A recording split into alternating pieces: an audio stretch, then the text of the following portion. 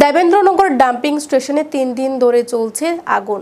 ধোঁয়ায় বিষাক্ত হয়ে উঠছে বিস্তীর্ণ এলাকার পরিবেশ। কিভাবে এই অগ্নিকাণ্ডের সূত্রপাত তা নিয়ে তৈরি হয়েছে রহস্য। 3 দিন ধরে ঠিকই আগুন চলছে। এই আগুন নিয়ন্ত্রণে আনার জন্য 3 দিন ধরে চেষ্টা করে যাচ্ছে দমকল বাহিনী, কিন্তু বহু চেষ্টার পরেও দমকল বাহিনীর পক্ষে সম্পূর্ণভাবে আগুন নিয়ন্ত্রণে আনা সম্ভব হচ্ছে না। একদিকে আগুন নেভানো হলে অন্যদিকে আবার আগুন ছড়িয়ে পড়ে। ফাঁকা মাঠ এলাকা বলে ফোনের বিপর্যয়ের সম্ভাবনা না থাকলেও বিভিন্ন ধরনের বজ্র পদার্থ লাগাতার পুড়ে চলছে, যার কারণে গোটা এলাকার পরিবেশ বিষিয়ে উঠছে। শুক্রবার এই অগ্নিকাণ্ডের সূত্রপাত ভোর 4টা নাগাদ আগরতলা শহরতলি দেবেন্দ্রনগর ডাম্পিং স্টেশনের আবর্জনার স্তূপে।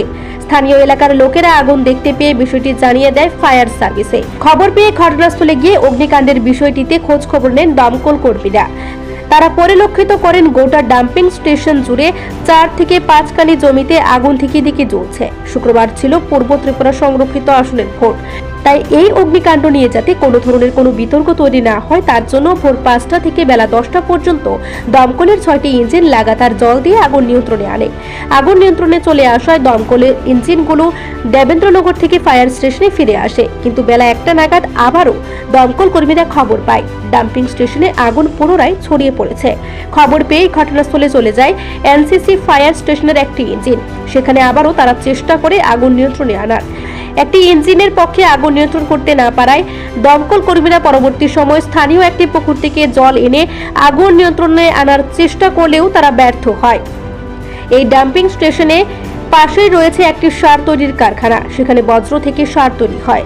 সার কারখানা পর্যন্ত যাতে আগুন না যায় তার জন্য আবর্জনার স্তূপ খেসা সারের কারখানায় কর্মীদের দমকল কর্মীরা জানিয়ে দেয় তাদের সার উৎপাদন করার পাকা ঘরের চারিদিকে ফায়ার লাইন তৈরি করতে, যাতে কারখানার ভেতরে আগুন ছড়াতে না পারে।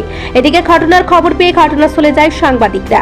এনসিসি ফায়ার স্টেশনের অফিসার প্রদীপ কুমার দাস জানান, এই অগ্নিকাণ্ডের ঘটনায় সারের কারখানার তেমন কোনো ক্ষয়ক্ষতি হয়নি। দমকল কর্মীদের প্রাথমিক ধারণা হয়তো অসাবধানতার কারণে এই অগ্নিকাণ্ডের ঘটনা সংঘটিত হয়েছে। বিষয়টা যদি পুলিশ তদন্ত করে তাহলে বের হয়ে আসতে পারে অগ্নিকাণ্ডের ঘটনার মূল কারণ।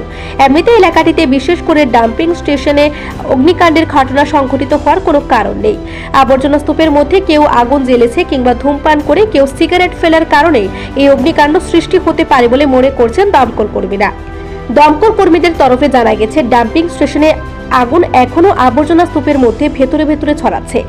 এই আগুন সম্পূর্ণভাবে কখন নেভানো সম্ভব হবে সেটা নির্দিষ্ট করে বলা যায় না। আগুনের সার উৎপাদন করার আবর্জনা পুড়ে ছাই হয়ে যাচ্ছে। তবে এই অগ্নিকাণ্ডের ঘটনার পেছনে বিরাট রহস্য লুকিয়ে থাকতে পারে বলে অনেকেরই ধারণা, কারণ আশেপাশে নেই কোনো বাড়ি ঘর। সুতরাং এটা রহস্যজনক অগ্নিকাণ্ড বলা চলে। এই অগ্নিকাণ্ডে এখনো পর্যন্ত বড় কোনো ধরনের ক্ষয়ক্ষতি না হলেও ডাম্পিং স্টেশন জুড়ে বিভিন্ন ধরনের ক্ষতিকর বজ্র পদার্থের বিষাক্ত ধোঁয়ায় বিস্তীর্ণ এলাকার পরিবেশ দূষিত হচ্ছে বলে অভিযোগ উঠেছে।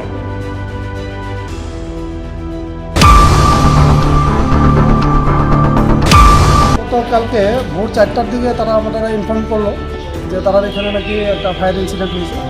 তো ওই খবর পাই আমরা আইলাম। আমার পরে দেখলাম এখানে বিশাল এরিয়া নিয়ে যেটা তারা ওয়েস্টেজের মধ্যে যে কোনো কারণে আগুন লাগছে। এটা এখনও আমরা ইনভেস্টিগেশন করতে হয়নি।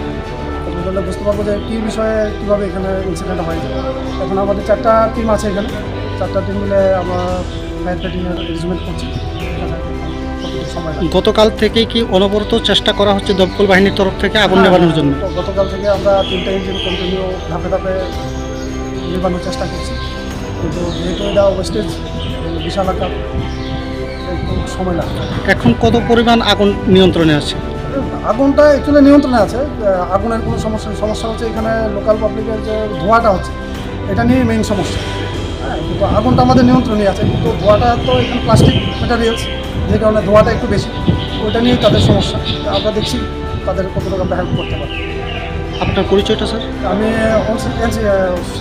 ওসি শ্যামলী বাজার ফায়ার স্টেশন। ধন্যবাদ স্যার।